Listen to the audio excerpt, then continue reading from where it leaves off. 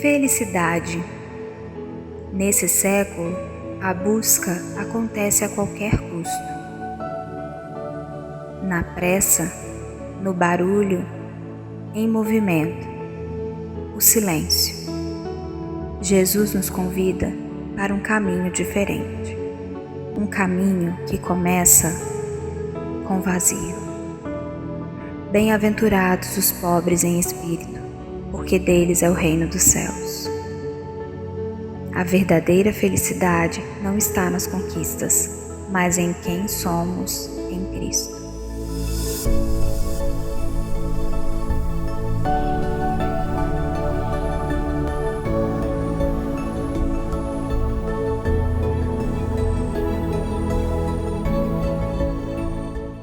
Gênesis capítulo 15. Observem, meus irmãos, a palavra de Deus dizendo o seguinte para a gente. Primeiro é necessário que você compreenda que em Gênesis capítulo 12, Deus chamou o Abraão para sair da terra dele, da parentela dele, para ir para uma nova terra. E o objetivo era, Abraão, vá para uma nova terra e eu vou começar um novo povo numa nova terra com você. E o que significava isso? Abraão, a partir desse momento, você não é mais filho do seu pai. Você é meu filho. Eu estou te adotando. Então, a partir desse momento, você não se preocupa mais, Abraão, com a herança do seu pai. E Abraão era o filho mais velho. Os filhos mais velhos na antiguidade tinham direito à herança dobrada. Então, Abraão, uma vez que eu estou te adotando e uma vez que você é meu filho, eu te dou uma herança dobrada. E a partir de você, Abraão, eu faço uma nova descendência. Porque os filhos mais velhos na antiguidade também tinham o direito à bênção do pater família, a bênção do pai. Vocês vão observar isso, por exemplo, quando Jacó abençoa os patriarcas, né? Ou Jacó abençoa os seus filhos. Ou quando, por exemplo, ele mesmo roubou a bênção do seu irmão. O filho mais velho sempre recebia a bênção do pai. De sorte que Abraão agora vai receber a bênção de Deus. Mas a pergunta que ele se faz é, como um idoso e uma idosa terão filhos se eles eram estéreis? Ou pelo menos a Bíblia diz que Sara era estéril.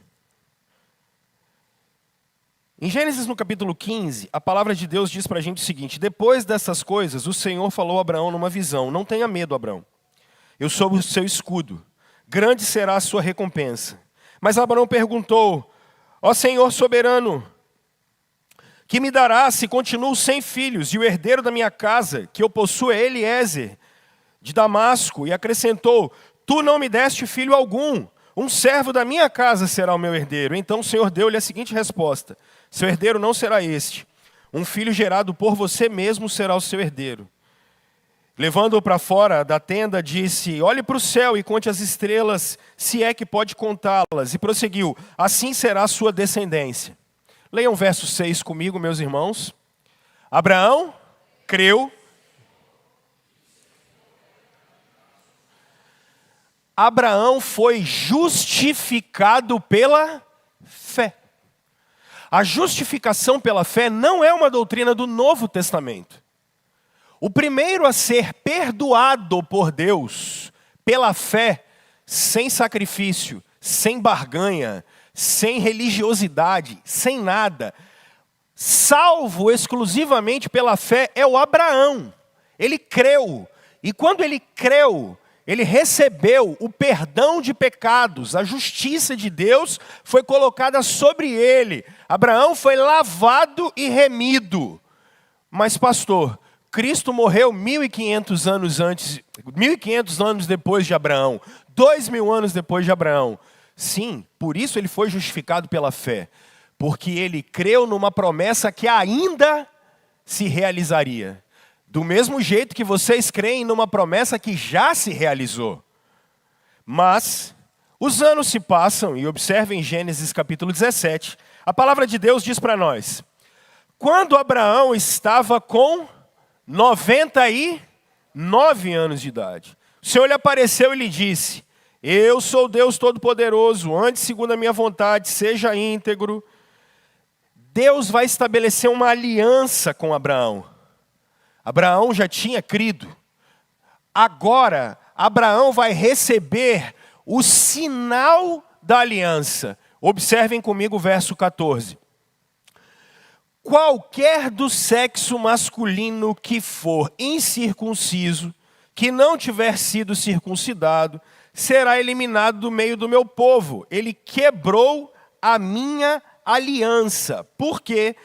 Porque a aliança de Deus com o seu povo é: toda criança nasceu, recebe o sinal visível da aliança.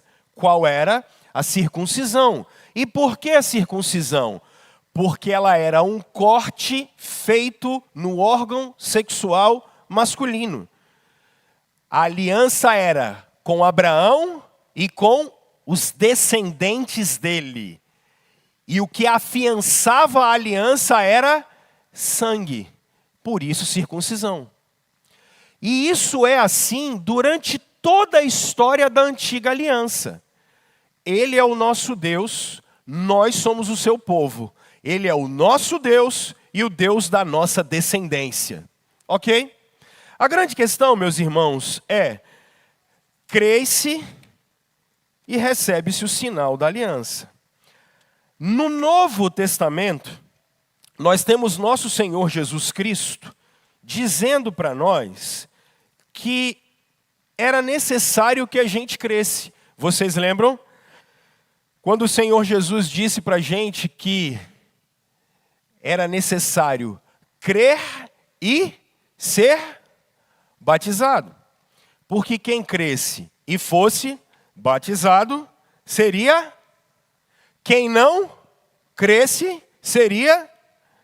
Percebam que o batismo não salva ninguém, porque o que salva é a fé, porque é a fé que justifica. A fé em Cristo, depositar as nossas esperanças em Cristo é o que perdoa pecados, porque quem perdoa pecados é Jesus Cristo, e não um sinal de uma aliança.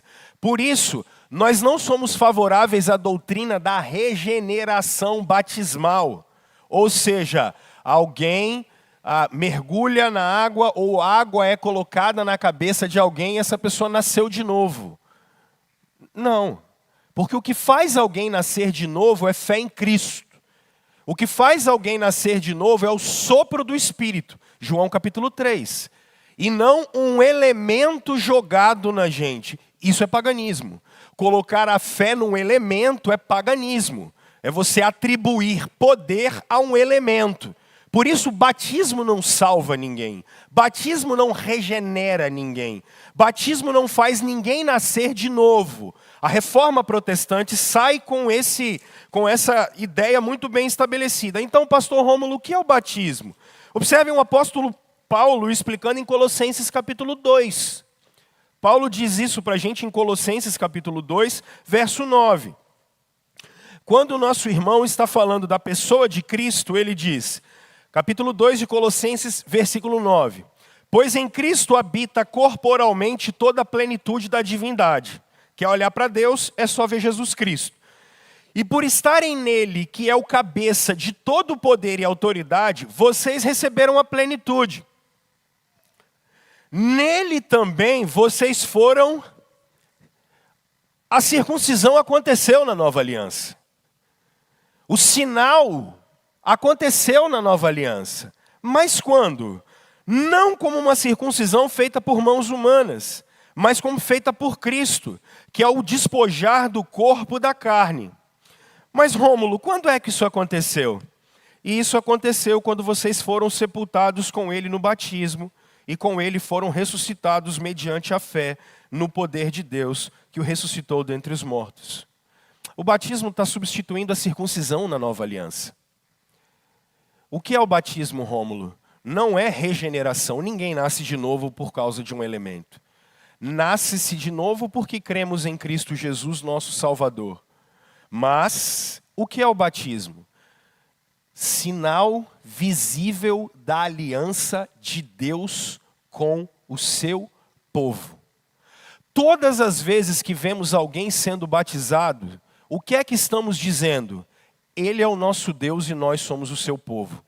Todas as promessas dele são verdades para nós e para os nossos filhos. Todas as promessas dele são promessas verdadeiras para a igreja dele. Então, quando vemos água, estamos vendo símbolo visível de uma aliança em graça invisível. Deus deixa sinais visíveis para nós. Vocês se lembram? Sábado retrasado nós fomos jogar bola no campo, ali em Novo Brasil. Quando foi começar o jogo, do nosso lado esquerdo tinha um arco-íris maravilhoso. Aquele era um sinal visível de qual aliança? Que Deus não vai destruir essa terra mais com dilúvio como ele fez. Isso é mais do que um fenômeno físico e químico. É um sinal visível da aliança. Quando vocês olham para o arco da aliança, vocês se lembram da aliança de Deus com o seu povo.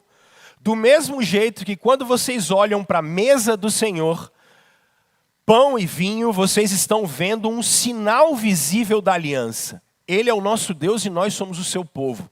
Nossos pecados foram perdoados. Do mesmo jeito que quando olhamos água no batismo, o que estamos vendo? Ele é o nosso Deus e nós somos o seu povo. Nós temos perdão de pecados, temos o poder do Espírito sobre nós, mas não é sobre nós somente. Sobre nós e sobre a nossa descendência. Sobre nós e a nossa casa. Assim como Josué, eu e a minha casa vamos servir ao Senhor.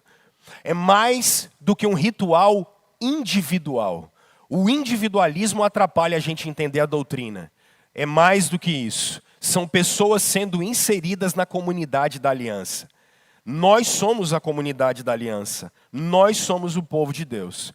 E é isso que a gente passa a fazer nesse momento. E aí, você que tem dúvida do porquê batizamos nossos filhos, não é porque eles vão ser regenerados. Não, eles não vão nascer de novo. E também não é porque a gente acredita numa fé individual simplesmente. É porque nós estamos colocando os nossos filhos dentro da aliança. Nós acreditamos nisso. Nós temos um pacto. Esse pacto não é só comigo, aquela coisa do século 21. Cada um que cuide da sua fé. Você não vê isso no Novo Testamento. Você vê preocupação com irmãos, com o corpo, com a igreja, com a comunidade dos santos. Nós somos colocados dentro da aliança. Nós estamos olhando para tudo e para todos e dizendo, nós confiamos no Senhor, nós e a nossa casa. Mas pastor, e os nossos filhos, eles vão aprender do Evangelho? Sim, quando os batizamos e colocamos eles na aliança, assim como Israel do Antigo Testamento precisava instruir os seus filhos para que eles continuassem com a aliança, nós também temos um compromisso de ensinar os nossos filhos, educarmos os nossos filhos, mostrarmos o Senhor Jesus para eles, para que eles continuem na aliança. Para que eles façam isso com seus filhos, para que eles façam isso com seus netos, e para que a linhagem de Jesus continue, através do povo dele. É por isso que batizamos os nossos filhos. Dúvidas? 99991-5860, gabinete móvel funcionando. Tá bom? Disponível assim que possível. Vamos orar? Mas antes disso eu quero chamar a Daphne aqui. Vai trazer a Helena. Para acompanhar ela, chamar o Fernando. Vem aqui também, Fernando, por favor. Essa coisa rica, gente. Cadê a foto? Bate foto, pelo amor de Deus. Vem cá, querida. Venham aqui. A gente está recebendo a Daphne hoje. Seja bem-vinda. Parabéns. E você, coisa rica? Hein? Linda demais. Oh, meu Deus, parabéns. Deus te abençoe. Venham para cá, por favor. Kleber, me ajuda aqui. Está recebendo a Daphne aqui como membro da nossa igreja e a gente tem o privilégio de colocar a Helena na aliança. Ele é o nosso Deus e nós somos o seu povo. Abraão creu e isso lhe foi imputado por justiça. É por isso que nesse momento, e eu sou bem didático para vocês escreverem, a gente faz a pública profissão de fé. Por quê? Porque é aqui, naquilo que nós cremos. Naquilo que nós cremos. É essa a nossa doutrina. Por isso, gente, eu amo criança demais da conta. É muito bonitinho. Muito bonitinho. Daphne, você crê em Deus Pai Todo-Poderoso, Criador do céu e da terra? E em Jesus Cristo, seu único Filho, o qual foi concebido pelo Espírito Santo, nasceu da Virgem Maria, padeceu sobre Pôncio Pilatos, foi crucificado, morto e sepultado. Ele ficou 3 dias morto. Mas no terceiro dia, você crê que ele ressuscitou dos mortos, ele subiu aos céus e ele está sentado à direita de Deus Pai Todo-Poderoso, de onde Jesus Cristo há de vir julgar os vivos e os mortos? Você crê nisso? Você crê no Espírito Santo? Crê na Santa Igreja Cristã, que é a comunhão dos santos? E no perdão de pecados? E na ressurreição do corpo? E na vida eterna? Irmãos, havendo a boa confissão, vamos orar? Senhor, o Senhor ouviu dos altos céus a confissão da sua serva e eu te agradeço por isso. Eu quero orar pelo Fernando, orar pela Daphne e orar pela Helena. Quero pedir a graça do Senhor sobre eles. Deus, abençoa-os, dá a eles sabedoria. Cuida deles, Senhor, que eles tenham sabedoria para guiar a Helena nos seus caminhos. Que essa família, Senhor, seja uma família abençoada. Que a graça do Senhor esteja sobre eles. Que eles possam repousar em Ti e receber do Senhor descanso e providência diária. Que o Senhor abençoe a Helena, que ela cresça nos seus caminhos, que ela ame o Senhor de todo o coração, que ela receba graça sobre graça e que o Senhor dos altos céus cele o ato que nós vamos fazer aqui agora. Em nome de Jesus. Amém. Amém. Helena vai gostar de falar, hein? Vamos lá, Helena. Tudo bem? Você quer muita água ou pouca? Você é presbiteriana? Se é presbiteriana é pouca água. Então vamos. Ai, meu Deus. Vamos lá. Aqui porque eu sou canhoto. Helena, como ministro do Evangelho do Senhor Jesus Cristo, Helena, eu te batizo em nome do Pai, do Filho e do Espírito Santo. O Espírito de Deus, Helena, está sobre você. A graça do Altíssimo está sobre você. Jesus Cristo, Helena, se relacionou e te amou antes da fundação do mundo, para você ser uma bênção nessa terra. Que os seus passos diários sejam passos de amor por Jesus. Que você ande nos caminhos de Jesus. Que as suas decisões diárias, Helena, sejam sempre para amar o Senhor Jesus. Que Ele seja o seu Deus, seu e da sua casa. Que em todos os passos você veja o Salvador. Que Ele seja a sua luz e o seu farol todos os dias. Amém. Amém. Deus te abençoe, meu amor. Fernando, parabéns. Deus te abençoe, querida. Parabéns. Seja bem-vinda. Deus te abençoe. Ah, o certificado, por favor. Aqui, querida. Nada. Deus abençoe vocês. Vamos lá? Felicidade. Nesse século, a busca acontece a qualquer custo. Na pressa, no barulho, em movimento, o silêncio. Jesus nos convida para um caminho diferente. Um caminho que começa com vazio. Bem-aventurados os pobres em espírito, porque deles é o reino dos céus. A verdadeira felicidade não está nas conquistas, mas em quem somos em Cristo.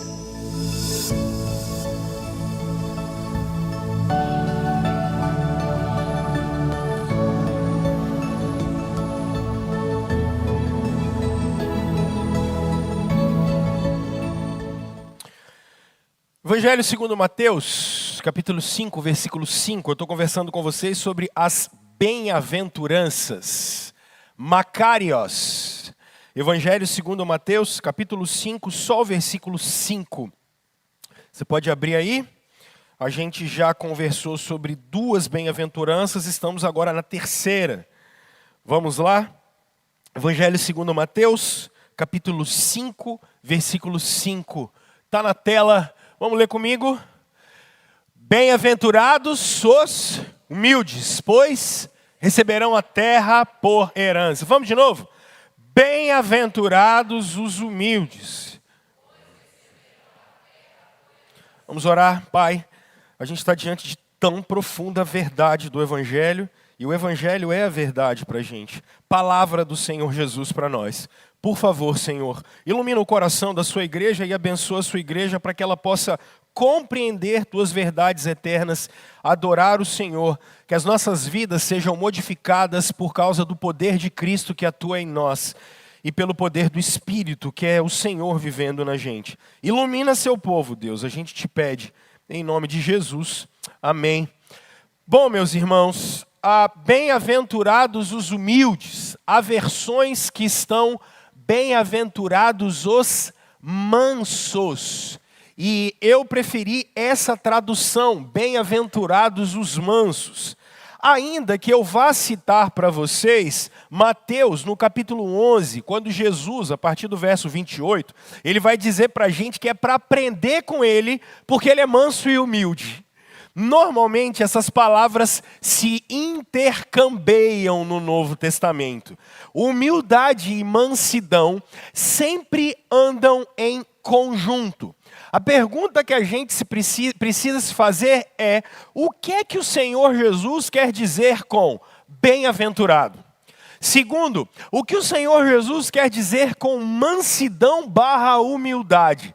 Terceiro, o que é que o Senhor Jesus quer dizer sobre bem-aventurados esses mansos, porque eles têm uma herança que me parece ser algo grande demais, porque eles vão herdar a terra. Os mansos herdam a terra. Que bem-aventurança é essa? O que o Senhor Jesus queria dizer com isso?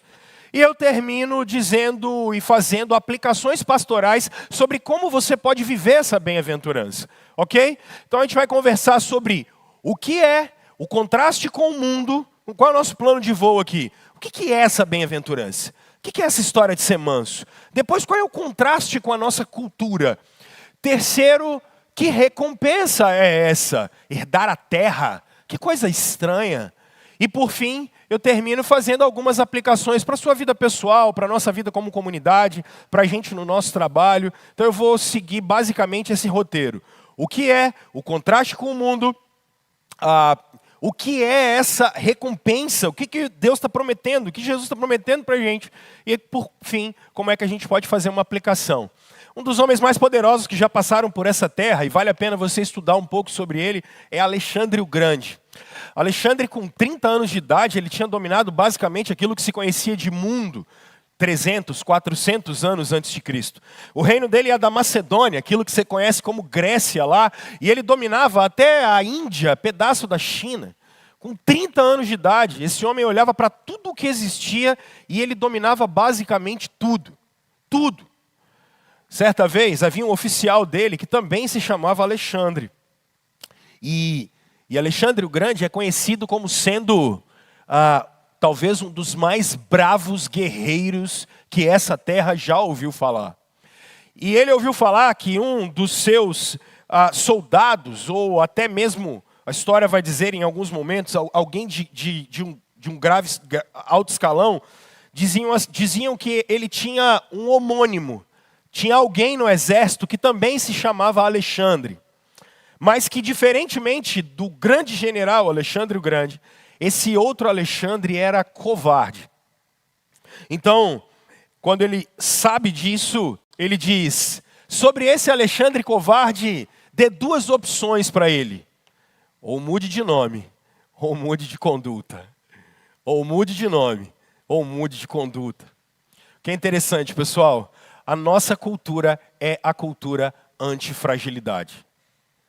A nossa cultura é a cultura antifragilidade. Pausa. Eu não estou falando aqui da verborreia woke, que vai querer construir homens desconstruídos. Essa bobajada. Eu não estou falando disso. E também não estou falando dessa verborragia woke, em que vai masculinizar as mulheres. Eu não estou falando disso. Isso é ideologia empacotada, tipo Big Mac, que vem para nós. Isso não serve de nada. Literalmente, só para fazer as pessoas brigarem. O que nós precisamos pensar não é em homens desconstruídos, com as famigeradas estruturas de poder e nem pensar em mulheres empoderadas. Homens desconstruídos e mulheres empoderadas é sinônimo de guerra entre homem e mulher. E isso está completamente errado e completamente contra a Escritura. O que nós precisamos buscar é o modelo bíblico em Cristo do que é masculinidade. E buscarmos em Cristo o que é o modelo bíblico de feminilidade. Nós não precisamos deste tipo de amarra ideológica para poder entender a realidade. A realidade é interposta para nós e contra a realidade não temos como brigar. Não adianta a gente criar ideologia ou narrativa para tentar interpor a realidade. Então, cuidado quando você se aproxima desse texto com uma lente ideológica do nosso tempo. Especialmente se ela é essa lente woke. Ela só faz mal aqui. Porque nós vamos falar de mansidão. E vocês vão perceber que mansidão não é sinônimo de fraqueza.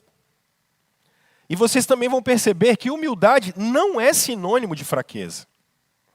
Vocês vão perceber isso. Vocês vão perceber que mansidão e humildade não é sinônimo de leniência ou, de qualquer maneira, conveniência com o mal. E deixarmos que o mal tome conta. Vocês vão perceber isso. A grande questão é, o que é que Deus está querendo dizer? Porque na nossa cultura, quem é admirado? Quem tem poder, quem tem força, quem tem imposição, quem tem arrogância.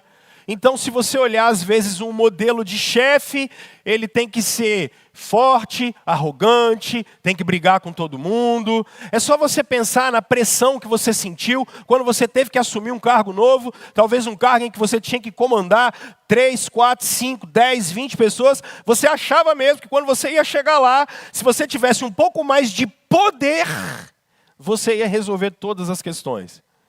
E você percebe que no final não é nada sobre isso. Porque pessoas não compram poder, pessoas compram pessoas. A lição mais básica da liderança é: ninguém abandona uma instituição. Pessoas abandonam pessoas e não instituições. Quando você resolve sair de um lugar, você não está abandonando aquela empresa necessariamente. Você já abandonou as pessoas que estavam ali. Você já estava pensando numa outra coisa. Porque o nosso tempo trabalha com a lógica do poder. Olha como nós educamos os nossos filhos. Os educamos sempre na lógica do poder. E qual é a lógica do poder? Percebam, vocês já viram pais que corrigem os seus filhos, por exemplo, e na hora de corrigirem os seus filhos, eles chamam a atenção dos seus filhos assim: menino, para com isso! O que vão pensar de mim? Assim, olha, tem alguma coisa errada nesse negócio aí. Vão pensar de você? Seu filho está aprontando e o problema é o que vão pensar de você? O problema não é você pensar em cuidar do seu filho, porque na lógica do poder é a lógica do egoísmo. Você está preocupado com você e com a sua imagem, e não está preocupado em servir o outro. Não é a lógica da mansidão, não é a lógica do reino. Porque a gente funciona na lógica do poder. Quer ver, você que é casado, qual foi a última vez que você teve... É que aqui na igreja os casais nunca brigaram, né? Aqui os casais são mais santos do que os demais. Casal aqui nunca brigou. Aqui vocês não conhecem essa gente. Que eu, como pastor, nunca tive nenhum problema com os casais da igreja. Eles são maravilhosos. Percebam, quando vocês têm algum tipo de desentendimento, vocês sempre se perguntam assim: a discussão nunca para quando você não acha que ganhou a discussão.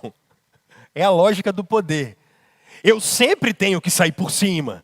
Eu nunca posso sair por baixo. Então a gente briga, porque você sempre tem que ter uma bala de prata, que é aquele argumento, para você poder sair por cima. Como se alguém ganhasse discussão em casal. Vocês já pararam para pensar nisso? A maior bobagem que inventaram para a gente é que você ganha uma discussão do casal. Porque se você humilha seu cônjuge, ou se ele está humilhado, automaticamente você também está humilhado. E perdeu a família inteira. A casa toda perdeu. Ou você ainda não entendeu que você já não vive, você tem uma metade. No meu caso, se eu tenho algum problema com a minha esposa, eu preciso trabalhar para que ela saia dali melhor. mesmo que ela tenha me ferido ou eu tenha ferido ela. A gente precisa tentar achar um meio comum, não para que eu ganhe a discussão ou para que ela ganhe a discussão. Não para que eu tenha razão ou para ela ter razão, porque essa é a lógica do poder. A lógica do reino é: eu não posso perder o coração da minha mulher. E ela não pode perder o meu coração. Porque no final, eu preciso apresentar o coração dela para Jesus. E ela tem que apresentar o meu coração para Jesus. Então não faz sentido. Mas nós que trabalhamos na lógica do poder e na ótica do poder do nosso tempo, quando a gente ama os primeiros lugares, a gente ama sempre vencer, a gente ama sempre ver as pessoas debaixo daquilo que a gente fala, a gente ama ser reconhecido por todo mundo. Então, olhar esse tipo de situação precisa trabalhar no coração da gente, porque Cristo vem trazer uma nova cultura para os seus discípulos. Não mais a cultura do poder, mas a cultura do serviço. Se não, vejamos. Coloca na tela, por favor, aquilo que o John Piper está nos ensinando. Vocês se lembram? Percebam a moldura daquilo que nós estamos estudando. O Piper diz isso para nós. Jesus começa as bem-aventuranças dizendo que de um determinado tipo de gente é o reino dos céus. Mas ele termina dizendo que o reino dos céus é de outro determinado tipo de pessoa. Por quê? Porque para você entrar no reino dos céus, não é a sua performance religiosa, não é a sua performance moral, não é se você faz o bem ou é alguém do bem. Para entrar no reino dos céus, você tem que ser vazio, pobre de espírito, pequeno, se achar insuficiente diante de Deus, se achar insuficiente diante do Rei e confiar exclusivamente na justiça de Cristo. O reino dos céus não é para quem corre mais, não é para quem performa mais, não é para quem se mostra para as pessoas. Essa é a ótica do poder, essa é a ótica do mundo. Na lógica de Cristo, aqueles que são vazios de si mesmo, aqueles que entendem que são miseráveis e pedem a graça de Deus, eles têm o reino dos céus. Segundo, o reino dos céus é daqueles que se preparam para serem perseguidos. Eu sei, e aqui eu vou fazer um antijogo. Porque se eu fosse um vendedor e bom vendedor, eu venderia para você a solução de todos os seus problemas. E eu diria para você, venha para Jesus e os seus problemas acabaram. O problema é que eu não posso vender nada e também não posso te prometer nada. A única coisa que eu posso te prometer é prepare-se para ser perseguido. O reino de Deus é dos perseguidos por causa da justiça. Em muitas ocasiões teremos problemas, irmãos. Porque numa mesa de conversa a gente vai ter que levantar e falar, essa não é a ética do reino, eu não posso participar disso. E você vai ficar mal visto com isso. Você que tem namoro, por exemplo, que não é santo, você vai ter que ser jogado e dizer assim, é melhor eu terminar e manter a santidade. Mas espera aí, todo mundo faz. É melhor eu terminar e manter a santidade. Você que tem problema no casamento, você vai ter que olhar e falar assim, é melhor eu ficar com dano e manter o meu casamento bem mantido, para cuidar do meu marido, para cuidar da minha esposa. Perseguidos por causa da justiça. Não é porque a gente é melhor do que alguém, mas é porque a gente foi constrangido pelo amor de Deus. E o que se espera dos cidadãos do reino? Que eles chorem, que eles sejam humildes, que eles sejam mansos, que eles tenham fome e sede de justiça. O que se espera é que eles sejam misericordiosos, puros de coração e pacificadores. Percebam, irmãos, é contrário a tudo o que vocês aprenderam, ensinam aos filhos de vocês, replicam modelos, é o contrário. O reino de Deus é de pessoas que agem, Michael Horton diz isso, de maneira absurdamente anticultural. E isso enche o nosso coração. Semana passada a gente conversou sobre os que choram. E hoje eu quero que a gente converse sobre os mansos e sobre os humildes. Mas, ô Rômulo, o que significa ser manso e ser humilde? Irmãos, ser manso e ser humilde não é ser omisso.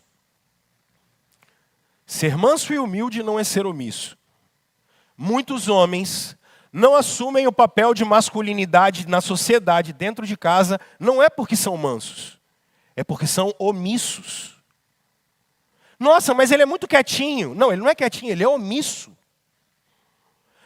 Pau quebrando dentro de casa e ele é omisso. Aí ele fala assim, não, mas eu sou tranquilo. Não, você não é tranquilo, você é um pau mandado, é diferente. Você é omisso. E omissão é pecado. Ser omisso é pecado. E não venha com essa história de comportamento. Você é omisso. Você deveria conversar com as pessoas em amor. Tá vendo que tem coisa errada no trabalho. Tá vendo que tem coisa errada com os amigos. Tá vendo que tem coisa errada com os filhos. Tá vendo que tem coisa errada em volta. Aí fala assim, nossa, ele não fala nada porque ele é tranquilo. Ele não é tranquilo, ele é omisso. É diferente. Omissão é pecado.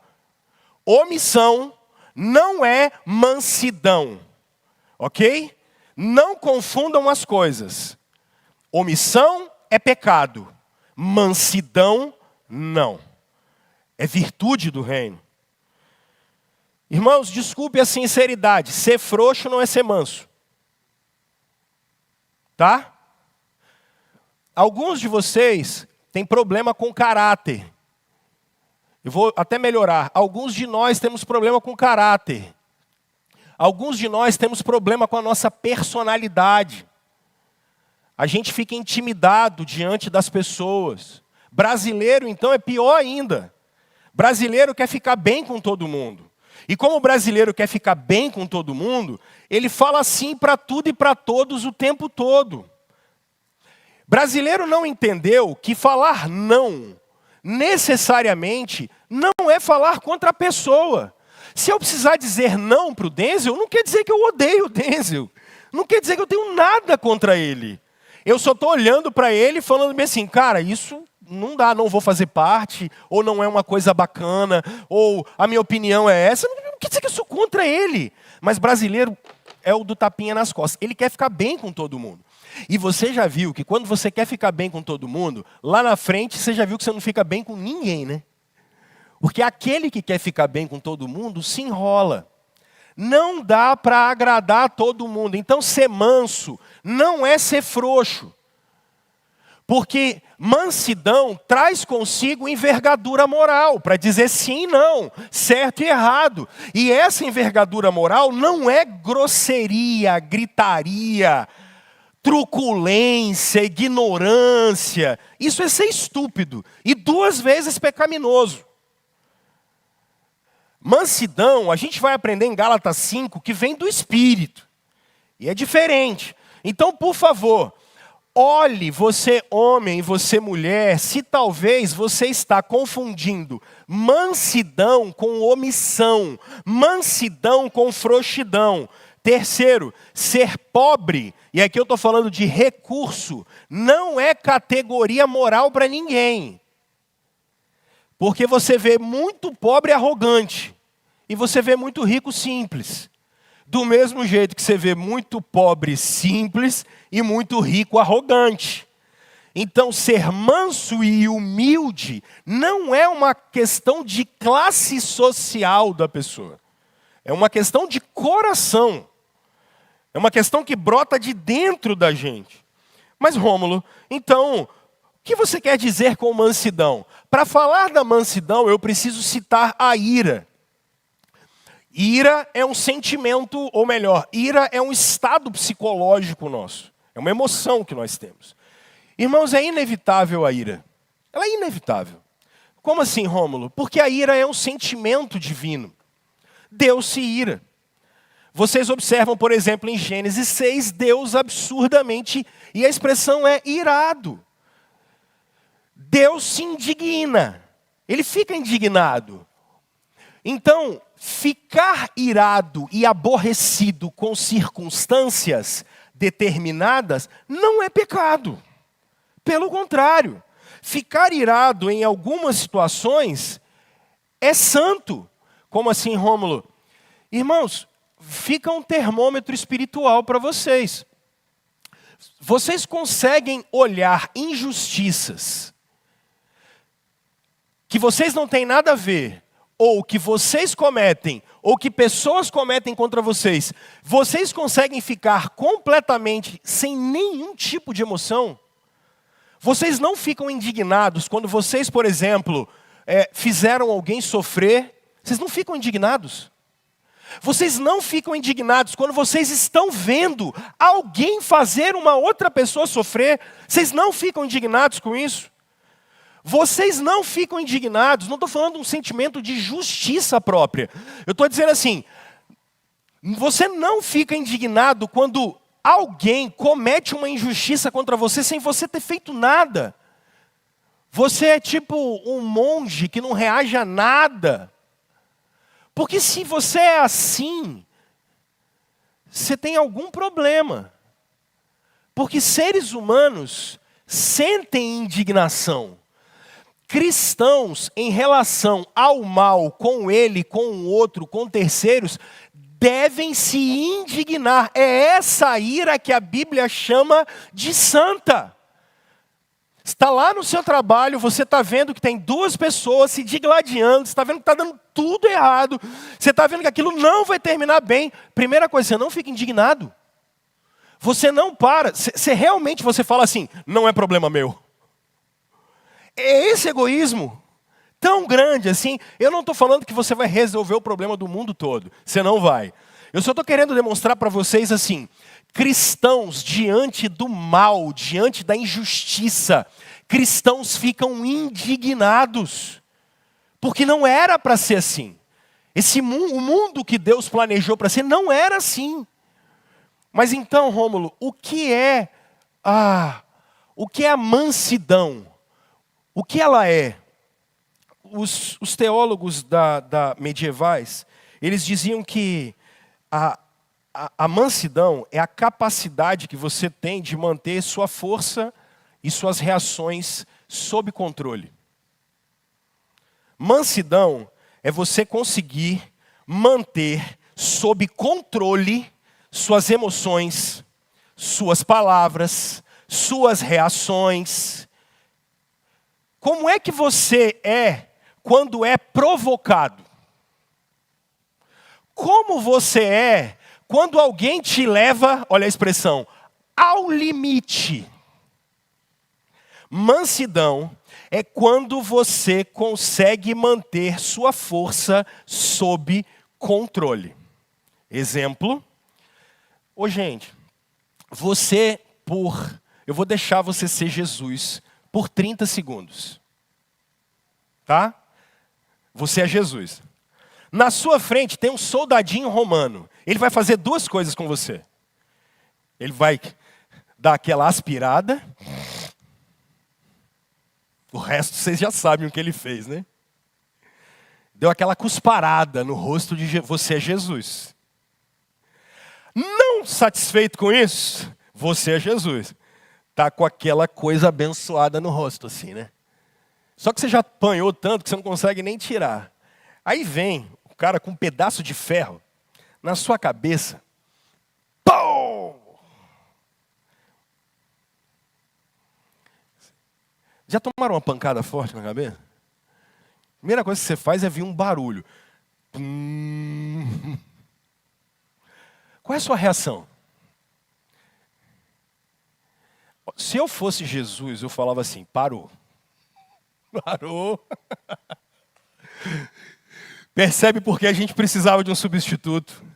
Porque manter o sentimento sob controle, manter a emoção sob controle, manter paz sob controle, não querer ter razão, mas saber que você está trabalhando por algo maior é muito difícil.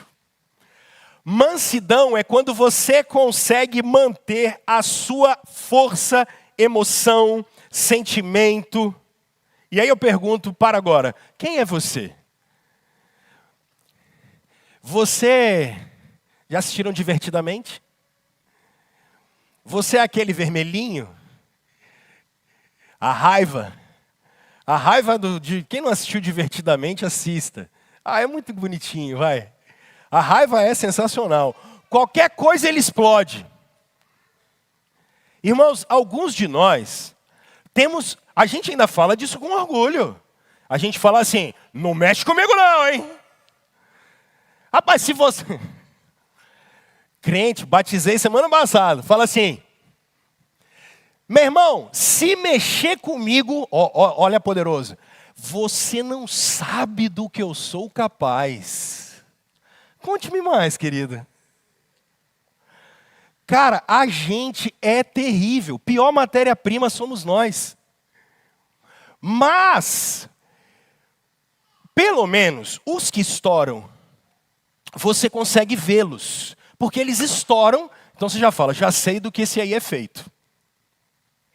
Normalmente, você que é estourado, depois você procura um analista, é porque você tem dificuldade no coração mesmo. Você é estourado porque você é inseguro, tá? É padrão. Via de regra, os que explodem porque são inseguros. Lá no coração dele tem... Pode ver que ele tem um probleminha lá, deu o caminho das pedras, o resto a gente faz depois. Agora, sabe qual é o pior? O pior não é o que explode. O pior é o que guarda. Tem gente que tem câncer porque fica guardando raiva. Tem gente que infarta, tem pressão alta, diabetes, porque guarda mágoa. Ele não coloca para fora, ele fica para dentro. Aí você olha ele está explodindo, a cara vermelha. Aí você fala assim, e aí, irmão, tá tudo bem? A veia saltando aqui, sabe essa aqui, pulando? Mas tá tudo bem. Tudo bem. E chega no quarto, bate a porta do quarto, bate tudo, briga com todo mundo. Quando está sozinho, ele grita. Tá tudo bem? Tá tudo bem. Fala, irmão, o que está acontecendo? Você está suando aí? Não, tá tudo bem. Sempre tá tudo bem. Não, tá bem. Teve 18 burnout, mas por quê? Porque tá tudo bem. Tá tudo bem. Toma 8 alprazolam para dormir, tá tudo bem.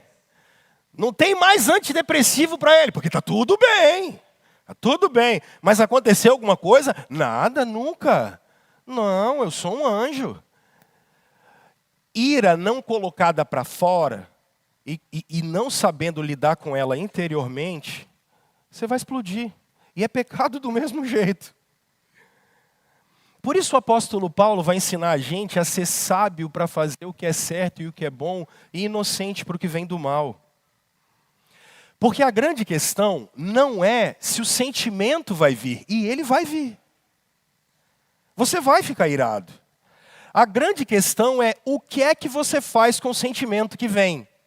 E aí que vem a grande sacada dos teólogos medievais. Eles diziam o seguinte, quando o sentimento vem, você tem que ter a capacidade de racionalizar ele. E o que é isso? Você tem que fazer perguntas básicas. O Denzel é meu amigo e ele fez alguma coisa comigo.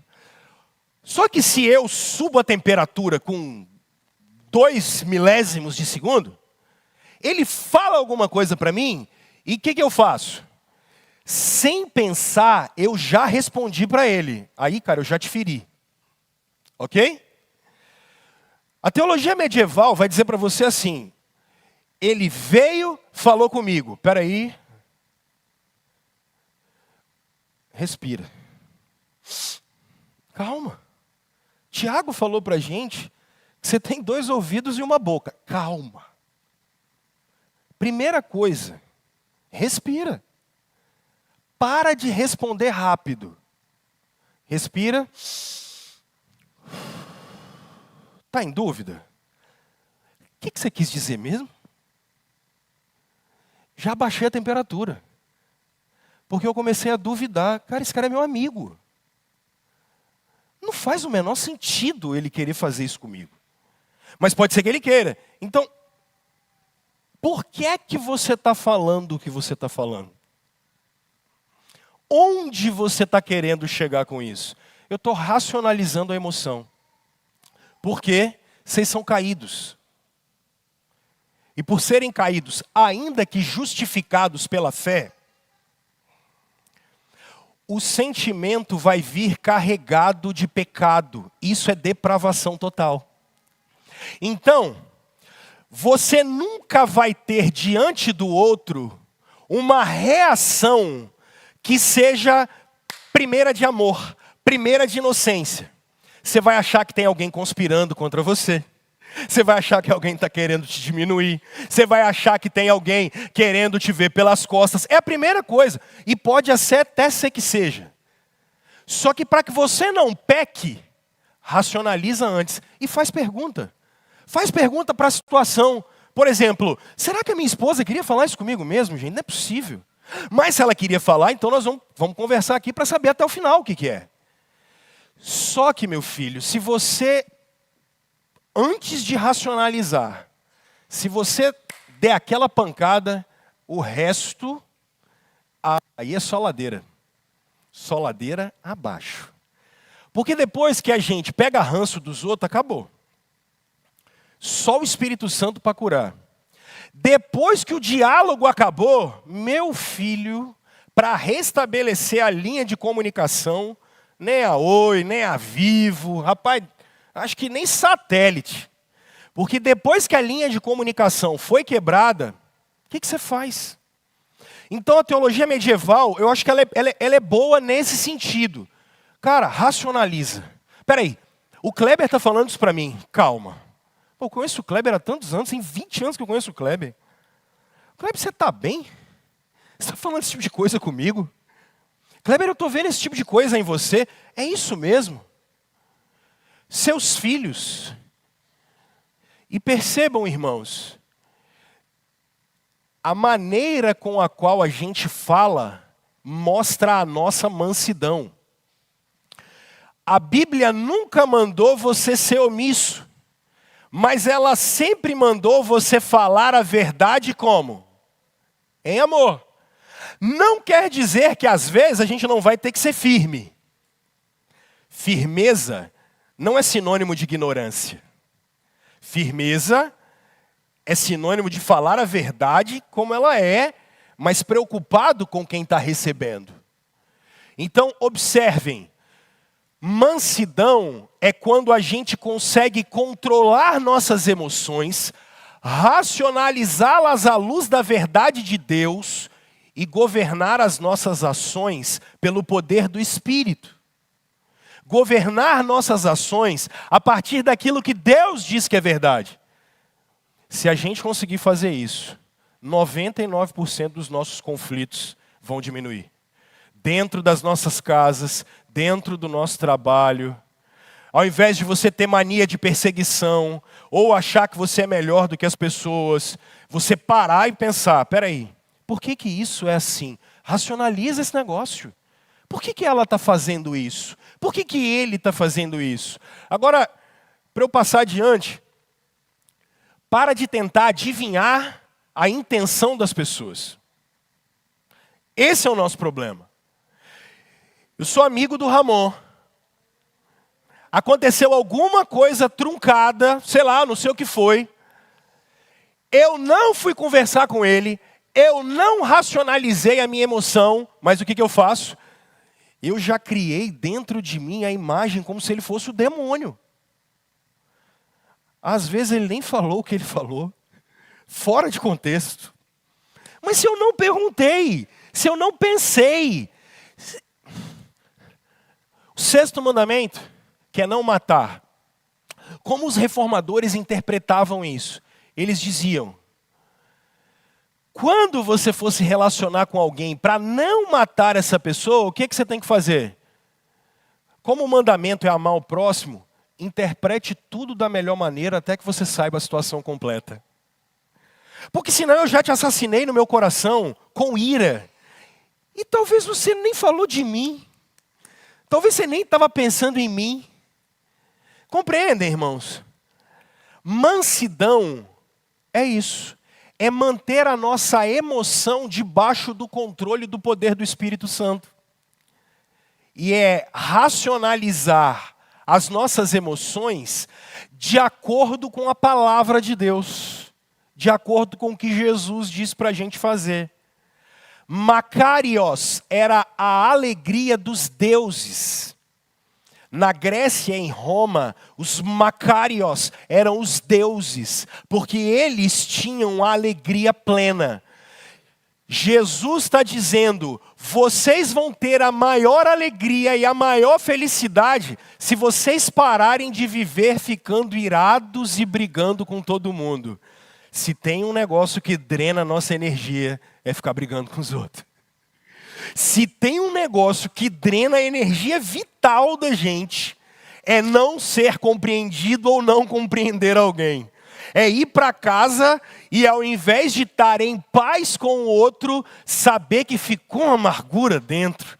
Casais, por exemplo, que um olha para o outro e fala, eu vou virar para o meu lado, não encha mais a minha paciência. Gente, aquela noite não passa nunca. Porque normalmente, se você é desses que guarda mágoa, tem os caras que ainda pecam e falam assim, vou dar um gelo nessa mulher. Rapaz, você não converteu não? Não é possível. Você vai dar gelo no cão. Você vai dar gelo em mulher, pai, em filho. Não existe isso. Você já viu Deus te dando gelo? Deixa Jesus ficar sem falar com você 30 minutos. Fica 30 minutinhos sem a providência do Criador. Para ver se você vive. A gente precisa amadurecer. Mas percebam, é inevitável a raiva. A ira é inevitável, ela é um sentimento nosso. Então, racionalizem isso. Sejam crentes. Sejam crentes. Interpretem as pessoas da melhor maneira. Cuidem delas da melhor maneira. Se você vê que tem maldade no meio, a própria palavra de Deus vai dizer como você tem que agir. Mas o primeiro passo é que bem-aventurados não são os que oprimem, os violentos, os ignorantes, aqueles que vivem. Gente, que coisa horrível é você viver num ambiente de gritaria, sabe? Você acorda, você vê uma gritaria danada. Vocês já viveram num lugar assim? Quando você está chegando em casa, você sabe que é uma gritaria danada. Você fala, rapaz, eu não quero voltar para esse lugar aqui nunca mais na minha vida. Porque o melhor lugar é aquele em que a nossa energia, palavra, ação é colocada sob controle. Esses são os abençoados. Isso é completamente contracultural. E aí eu passo para a segunda parte. Por quê, Rômulo? Porque a nossa cultura vai falar diferente para você. A nossa cultura vai mandar você ter razão o tempo todo. Porque senão te gera trauma. A nossa cultura vai mandar você ter razão e brigar mesmo. Tem que brigar. E briga mesmo. E briga. E tem que brigar o tempo todo. A nossa cultura é uma cultura contrária à sabedoria do reino de Deus. Então, o mundo vai dizer sempre para você assim, ó, felizes são os fortes, felizes são os que gritam mais alto, felizes os que impõem a sua vontade. Esses são os felizes. Não interessa se você derrubou o outro, não interessa se você deu uma pernada nela, não interessa o que você fez. E para piorar, irmãos, tem uma parte da ira que é difícil. E essa aqui fica muito mais para vocês que têm o coração mais irado, mais iracundo.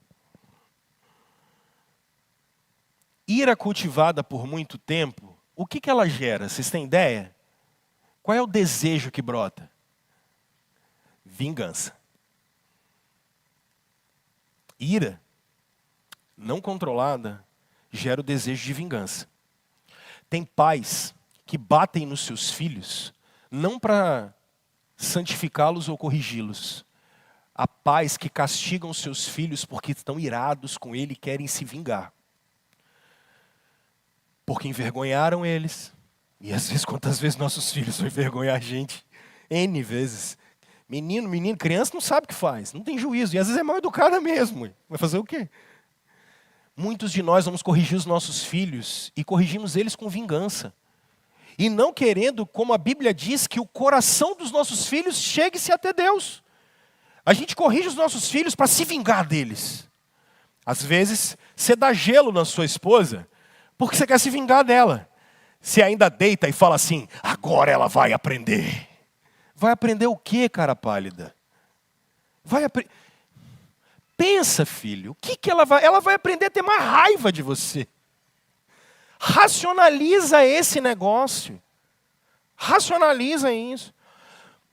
Eu vou te respeitar e eu vou fazer aqui um adendo. Isso aqui é pastoral. Eu não tenho nenhum tipo de amparo, nem científico, nem teológico. Aqui eu estou sendo pastoral.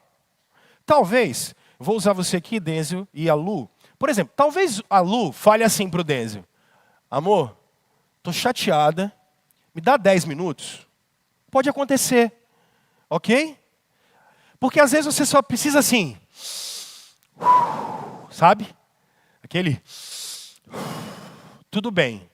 Mas que 10 minutos não se tornem 10 anos. Que 10 minutos não se tornem 10 semanas, 10 dias. Porque a Escritura diz que não era para se pôr o sol sobre a ira da gente. Isso precisa ser trabalhado. Então, peraí, deixa eu dar uma respirada. Tranquilo, respira aí. Mas olha só, a gente tem que resolver esse negócio. A gente não pode ficar assim. Então, ira descontrolada vai trazer na gente desejo de vingança. Deus não é um Deus de vingança. O Senhor que se relacionou com a gente é o Deus do perdão, a tal ponto que Ele mandou a gente orar por quem persegue a gente e não se vingar. E Ele ainda diz: se vocês amam quem ama vocês, que bem que vocês estão fazendo. Eu quero ver vocês amarem e orarem por aqueles que perseguem vocês, por aqueles que fizerem mal a vocês. Percebam, irmãos, como a inocência do reino tem que chegar na gente. Porque isso aqui é muito difícil. Você ter pessoas que você sabe que são más, que fizeram coisas más e que fazem coisas más, inclusive para vocês. E ao invés de vocês olharem, suma daqui, não quero saber nunca mais de vocês, é você dizer: Senhor, eles não sabem o que fazem, tem misericórdia deles. E isso com coração puro, isso é mansidão, gente. Agora, o nosso estado é um estado de guerra constante. Aí, olha, só para você anotar, olha Gálatas 5, verso 23.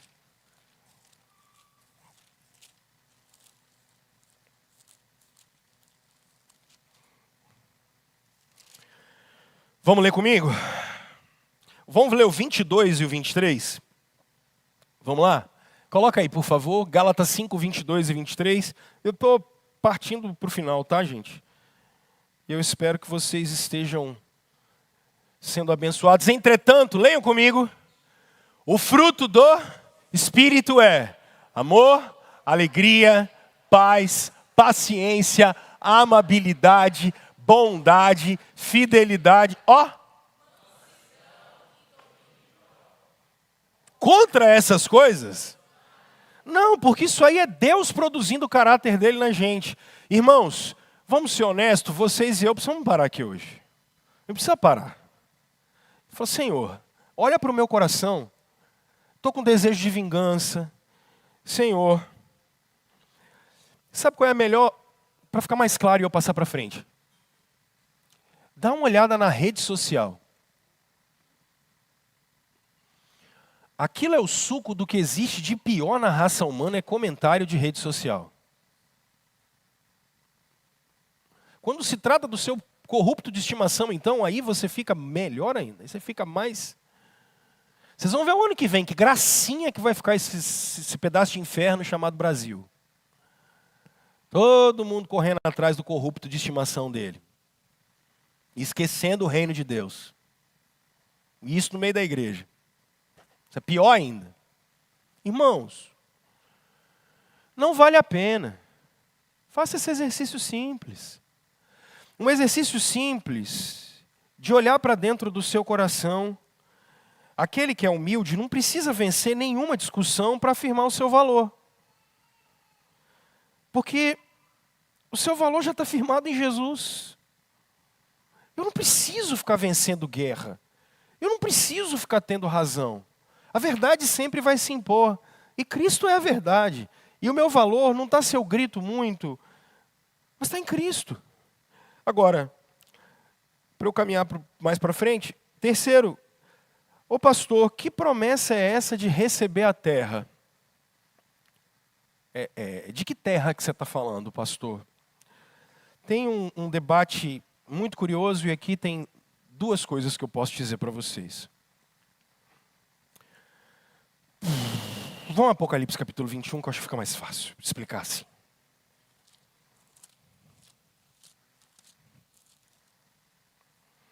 Apocalipse 21.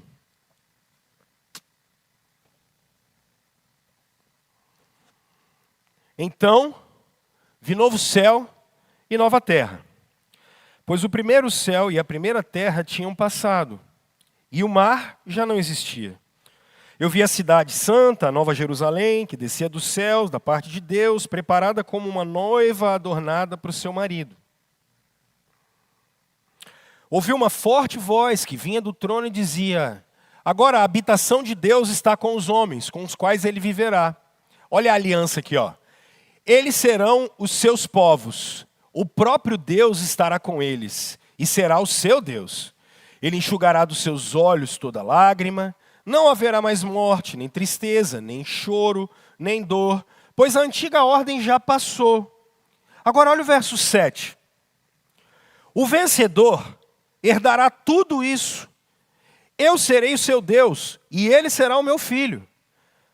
Mas os covardes, os incrédulos, os depravados, os assassinos, os que cometem imoralidade sexual, os que praticam feitiçaria, os idólatras e todos os mentirosos, o lugar deles será no lago de fogo, que arde com enxofre, e essa é a segunda morte.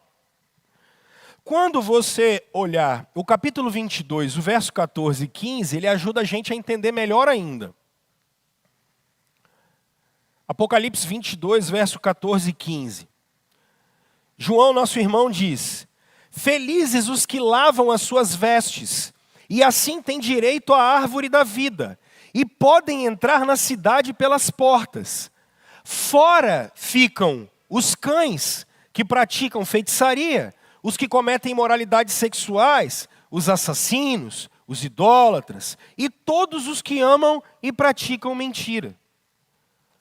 A promessa que Jesus está fazendo para nós, receber a terra, não quer dizer que você vai ganhar um pedaço de 400 metros quadrados para você fazer uma casa.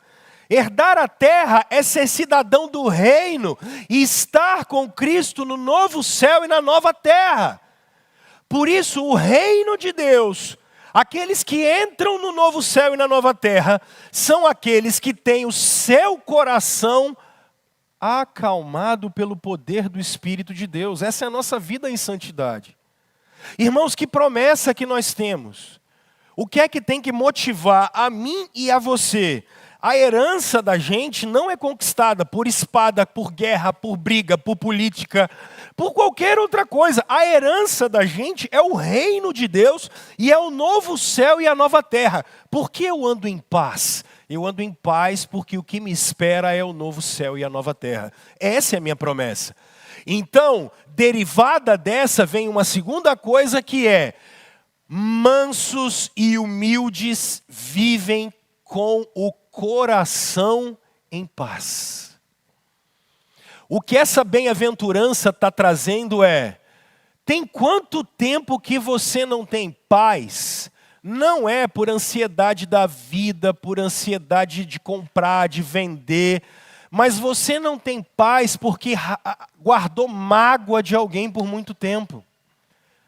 Alguns de vocês têm mágoa de pessoas que fizeram mal a vocês há 10, 20, 30, 40 anos atrás.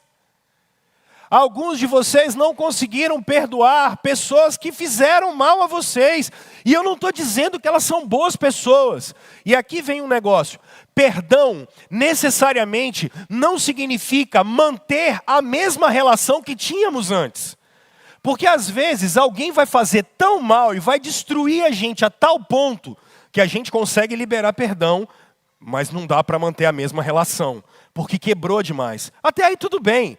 Agora, o que é que não dá? Não dá é para guardar rancor, ódio e amargura por pessoas que passaram a nossa vida. Alguns de vocês têm raiva de gente que já morreu. Vocês já pararam para pensar nisso? Vai dormir e fica angustiado porque está com raiva de gente que já morreu. Você não vai conseguir resolver isso, porque não dá para ir lá conversar com essa pessoa. É impossível. Então, herdar a terra é herdar o novo céu e a nova terra.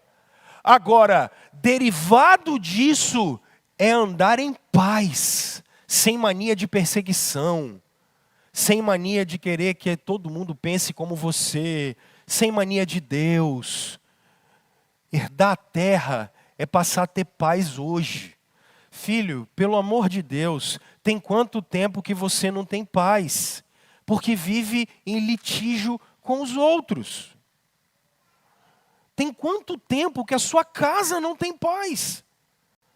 Tem quanto tempo que as pessoas em volta de você não têm paz?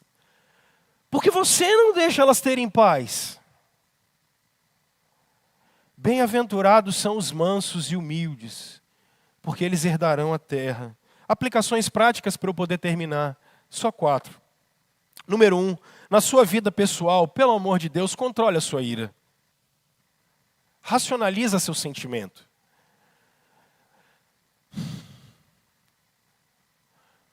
A melhor forma de eu explicar isso, vocês já viram vira-lata na rua? Ele está tranquilo. O cachorro vira-lata na rua, ele está tranquilo. Aí, ele está tranquilo. Até ele vê alguém que vem passeando com o cachorro na rua. O que o vira-lata faz? Mas ele sai em desabalar da carreira. E ele vai lá em cima do outro cachorro. E aí quando ele chega em cima do outro cachorro, quando ele é mais endemoniado, ele briga com o cachorro. Quando ele já foi liberto, oraram, botaram a mão na cabeça dele, ele para e só cheira e tal. Então, controla a sua ira. Não dá para agir igual o cão vira-lata. Vê, papau! Aí você fala, o que ele foi lá fazer? Nada. Nada. Alguns de nós somos cães vira-latas.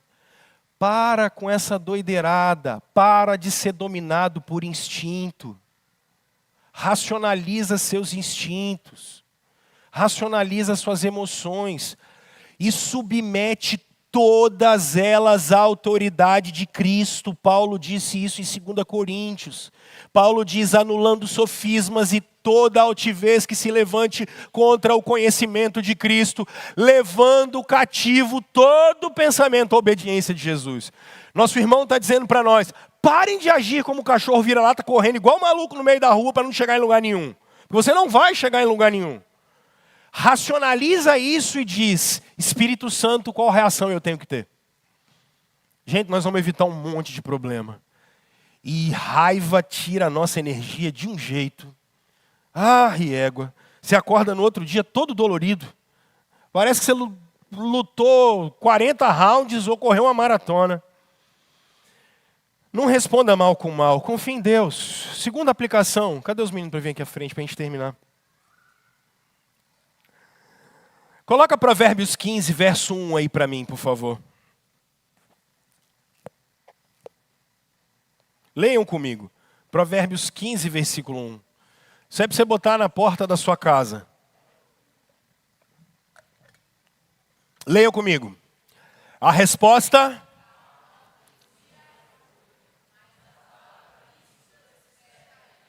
Controla, filho. Controla. Seja dominado pelo Espírito Santo. A resposta calma vai desviar a fúria. E aqui, dica. Nunca haja com ironia. Nem com criança, nem com adulto. Ironia é para brincar, ironia é para se divertir. Para ter conversa séria, não cabe ironia. Não cabe ironia. Para resolver problema, então... direto, sem ironia nunca. Nunca. Nunca. Segundo, na família, pratique a mansidão no diálogo. A humildade abre portas para a reconciliação. Coloque Efésios 4, 31 e 32, por favor. Na família, pratique diálogo porque a humildade abre portas para a reconciliação. Quer ver? Olha Efésios capítulo 4, verso 31 e 32. Livrem-se de toda amargura. Amargura é ira agarrada no peito. Livrem-se disso. Livrem-se de indignação. Olha o nosso irmão falando. É essa mágoa dentro do coração. Livre-se disso. Ira, gritaria e calúnia. Se livrem disso. Bem como de toda maldade. Olha o verso 32. Sejam bondosos e pacientes. Tenham compaixão. Tenham paixão, coloquem o seu coração na miséria do outro. Sejam compassivos, tenham compaixão, se coloquem no lugar do outro. Imagina que você é o outro, talvez você não está entendendo. Imagina que fosse você, que tivesse sido alvo dessa gritaria, Imagina, se coloca, seja compassivo. Perdoando-se mutuamente. Aqui o exemplo mais absurdo ainda. Como Deus perdoou a gente em Cristo. Na igreja, sirva sem buscar reconhecimento, lembrando que a glória sempre pertence a Cristo. Na sociedade, em um mundo violento e competitivo, mostre o espírito diferente do Evangelho. Firmeza, mas com doçura. Firmeza com doçura. Sejam firmes, irmãos. Falem a verdade, mas sempre com doçura. Nossa palavra precisa sempre ser temperada. Eu concluo dizendo que o mundo acha que a terra é dos fortes. Jesus garante que ele pertence aos mansos. Os mansos são abençoados, porque vivem em paz agora e eles herdarão o novo céu e a nova terra. Seja humilde, confie no Senhor, aprenda de Jesus, viva com mansidão e aguarde a herança eterna. Melhor do que ter razão é herdar o reino dos céus. A força conquista territórios, mas só a mansidão conquista a herança eterna. O que é que você prefere ganhar hoje?